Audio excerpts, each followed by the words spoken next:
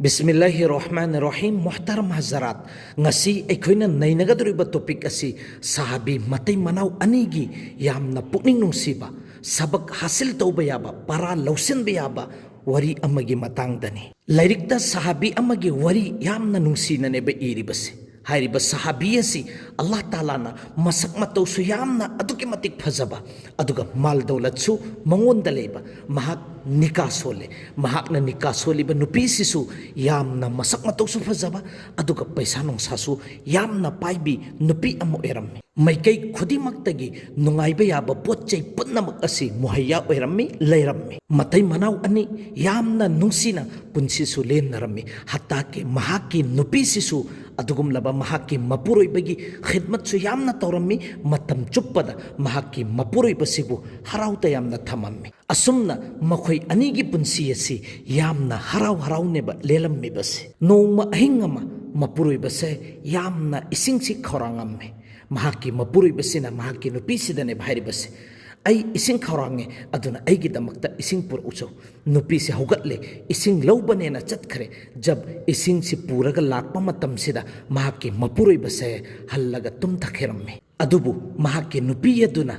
इसिंगी पियालादो पायरगा मफम अदुदा लेपगा महाकी मपुरोइबदो हल्लगा makeup थोगकपा अदुमक ngairamme asumna mahakki mapuribasi hallaga makeup thogakpa matamda mananeba uribasi mahakki nupi asi hairiba asaigi isingi pyala du pairaga neba mafam aduda adum lepaga leramlibasi masigi mazarasi uba matamda mahakki mapuribase adugi matik harawramme mahakna haugatlaga mapuribasina haugatlaga ising du thagammi aduga neba hairamlibasi tasengna makki ai ngasi se adugi matik harawi ngasi harawriba asumaina aigi पुंसीदा अमक फोब लाकदबा मानद्रे नंगना अईगिदमक्ता इसिंगी तेंगोत असि पायरगा लेपगा अदुम ngairगा लेपा अदुना नंगना ngasi अइंगोंदा वा अमखक्तंग हैरअगसु हाइरिबा वादो अइना सुक्सोय सुइदनमकी पुरा तौगनी नंग अइंगोंदगी पांबा करी लेबनो हाइनिंगबा वा अम हाइरो अइ सुक्सोय सुइदनमकी नंगी वा अदुबु पुरा तौगनी नंगी ननिंग थुंगनगनी सिने भाइरिबसी मसिगी वही से हरकबा मतमदा महाकी नुपी सिने हाइरिबसी फरे अदुई तारगदी ngasimak hujikmak aibu talak pibiro aibu loithokpiro haibadi aibu kaina biro sine bhairibasi sige wahisi mahaki nupi sin hairakpa matamda mahaki mapuruibasi atuki matik matha saramme kari maramgino haiba matamda asuk yamna masak matau fazakhrabi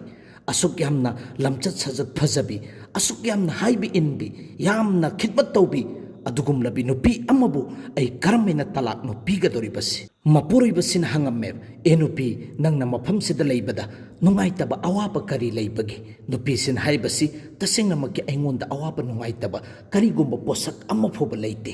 नत्रगना नंगबु अइना थवा सादबा नंगबु कैसु लेतना खनखिबा यावरबरा अदुसु यावदे सिने भाइरिबस अदुई तारगदी नंगी अदुगुम लबा थाजबा अम्मबु अइना थुगाइखिबा यावरबरा अदुसु करिगुंबा पोसक अम्मा फोबा यावदे ए नुपी नंगना अइबु यामना वरौरबरा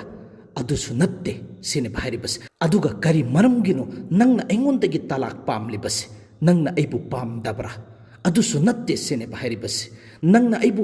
सुकनुंग नुंसीदबगिरा हंगबा मतमदसु नत्ते तसेंगनमक्की नंगबु पामबगी अमसुंग नंगबु नुंसीबगिदमक्ता ngasi फोबदा हराव हराव नंगी खिदमत तौर अगा लेरिबनी नंगोंदा वरौबगी नंगबु नुंसीदबगी नंगबु पामदबगी मफम असिदा लैबा मतमदा अइंगोंदा अवाबा नुंगाइतबा लैबगी नत्ते नंगना अइंगोंदा हाइखिबा नत्रा अइना वा हैरअगदी हाइरिबा वादु पुरा तौगनेना अइना हाइबा वादु सुक्सोय सुइदनमक्की इनगनेना नंगना अइंगोंदगी वादा तौखिबा नत्रा हाइरिबा वादादो पुरा तौबियु अइबु तलाक पिबिरो अदुगा लोइथोकपिरो सित्तनेबा हाइरिबसी महाक्की नुपीसिना मपुरोइबसी अंगक्पा मचलम्मे अइना वासु हाइदोखिबा वादासु पीखिबा महाक्पो अइना तलाक करमैना नुपीगदोरिबसी मसी हाइरगा महाक्ना हाइरिबसी फरे अदुई तारगदी हुजिक्ति अहिंगनी अखोय हुजिक तुमथोसी नोंगालब मतुंगदुदा अखोय नबी अलैहि सलातो सलाम गे खिदमत चटलगा नबीबु फैसला तहल्लसी सेनेब से हाइरब मतुंगदुदा फरेन हाइरगा मखोय मतै मनाव अनिमक तुमखिरम्मे तसेंगनमक कनाना यनिंगने नखोयसु यनिंगोय अखोयसु यनिंगबा ngamboy नुपी अम्मा मसकसु यामना फजबी अदुगा लमचत सजसु यामना फजबी ईमानदारिकसु लेबी पैसासु मयाम अमा पाइबी अदुगुम लबी नुपी अमबु talak piyu haibase karamina roba ngamgadoribase asumna nongalle ayuk oiraba matungdagi mahaki nupisina haribase kitang thuna chatlasi nabi alaihi salatu wasalam gi manakta makhoina pamlibasi nabi alaihi salatu wasalam gi manakta chatlaga makhoi anigi masla sibu hal tawnaba sol tawnagai gi damaktane makhoi anisi yumdagi thoge hujik lambi dane ba chatlibasi lambi sida chatna mahaki mapuroi begi makhong sina karigumba posak amada thenge aduga ne batu khribase mahaki hakchang dagi i sine ba thoga ibase mahaki nupi sina mahaki hakchang dagi i si thogak pasi uba matam sida khudakta magi khudai si segaire taithue aduga magi asokpa makhong adubu punsan biramme adugi matung aduda phajana sahara pire ngakhat pire aduga lepkhatlalle aduga neba mahaki nupi sina haribasi tasing namaki ai nangondagi talak loba pamdre aduna hallaga yumgi maikairum da chatlasi mapuri basi angakpa machalamme nangna ingondagi talak pamen haiba matam dudasu ai kariguma posak ama phoba gyan takhide aduga hujikna yumda chatlasi ai talak loba pamdre kaina ba pamdre laimina ba pamena haiba matam sidasu kariguma posak ama phoba ai khangdre gyan tadre kari maram gino nangna asumina tawribasi aingonda gyan tahan pir usine bharibasi adugi matam aduda mahaki nubisin haribasi suksoi choidan maki nangonda gyan tahan gani wapun namak nangonda ai khangan gani hai gani tawtabu hujik chatlibase lambi ni yumda yawraba matungduda phajana ningthinungaina ai nangonda wapun namak khangan ge hai ge sine bharibasi asomna makhoi animak yumda yawra aba matung phajana phamtharaba matungduda mahaki mapuroiba sinane bahangibasi kari maram gino nahakna adumaina tawribatu aingonda phajana gyan tahanbir usine adui matam aduda mahaki nupi sina haribasi nangna natra nongma numit ama ngasi daina numit kharanigi mamangda aingonda nabi alaihi salatu wasalam gi hadis tahan khribasi Allah Rabbul Izzatna bandadabu nungsibiraba adoi taragadi hariba bandasigi matakta awaba nungaidabase karamaina lai haiba matam sida adugum laba awangba mataktagi isingsi makhagi maikaida chendharakpagumna Allah na nungsiriba banda bandi singdugi matakta awaba nungaidabase sukchoi soidanmaki laena masigi hadis asi nabi gi farman ni nabi alaihi salatu wasalam na haidokpa farman dudi ai sukchoi soidana makitare ai gi thamoi manungda aina khallibasi nahaki yumsida awab haibasi makari guma posak amma phoba leite nungai tab haibase ai gi ipunsida amma phoba udre nabi alaihi salatu wasalam gi di farman asingba farman ne Allah na nungsiriba banda dugi matakta awabadi la ena haire nahaki yumsidadi aina awaba ama phoba ubadi nattamina nabi alaihi salatu wasalam gi wadi asingbani adubu nangi imanda akaiba la abara amasung nangi amalda akaiba la abara madugi maramdagi Allah taala na nangbu nungsibi darbara Allah na nangbu nungsidragadi Allah na nungsidaba banda amagi damakta aina kari maramgi khidmat tawgadoribano aina kari maramgi magi manakta leigadoribano haibasi aigi thamoi manungda khallaga ay talak pibiro na haibani aina naondagi talak piyo haribadudi Allah na nungsidaba banda amadagi talak piyo na haibani aduga aikhoina huzur sallallahu alaihi wasallam gi khidmatta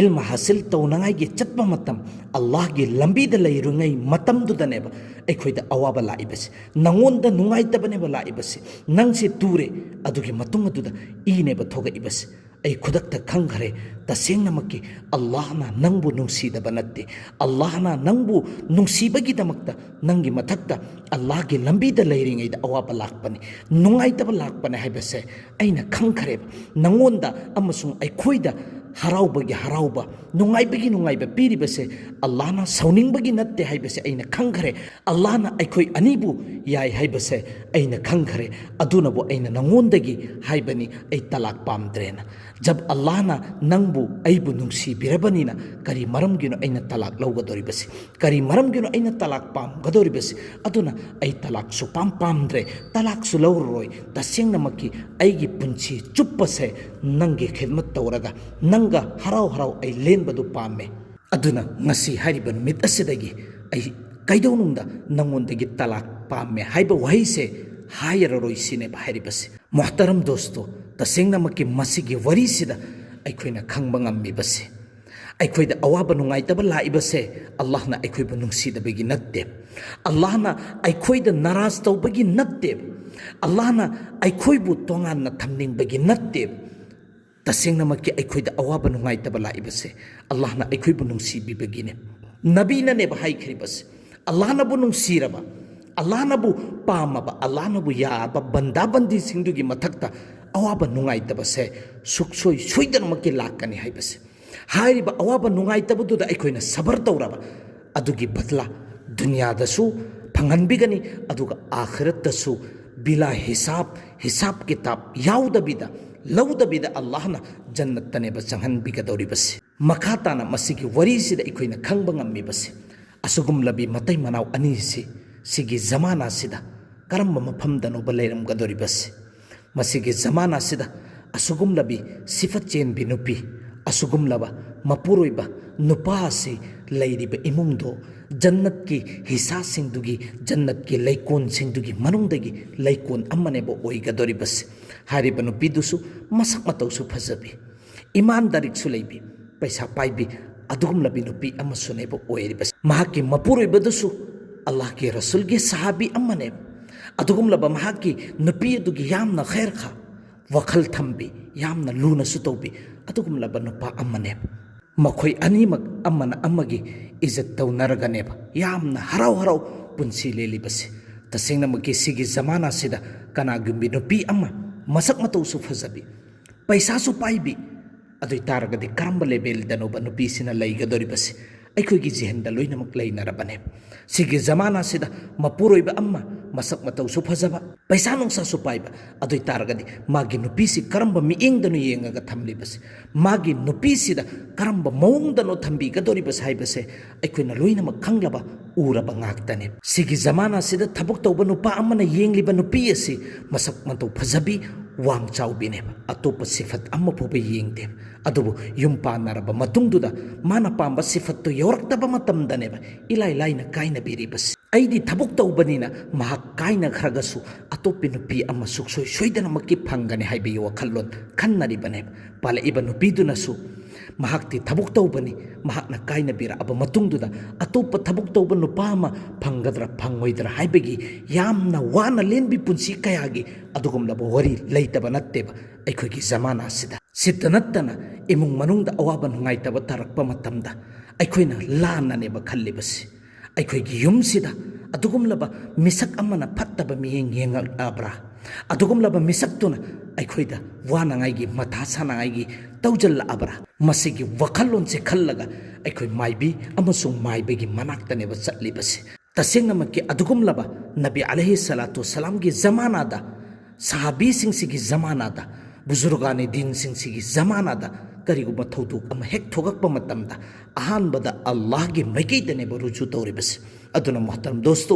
aikhoina masigi wari si taraba matungdagi aikhoida hek nungaitaba awaba lakpa matamda aikhoi sabar tawgadabani allah gi maikeida onjangadabani maibi maibegi maikeida onjal loidabani allah da dua tawgadabani adugumlaba aiga khangnariba allah wala pusuk singdudasu dua gi darkhas tawgadabani allah taala na haikirba kharasida aikhoi punamak amal tawba ngambagi tofik pina biboisanu soikhiba ngam khiba yauba punamak pusu allah na maaf tawbi boisanu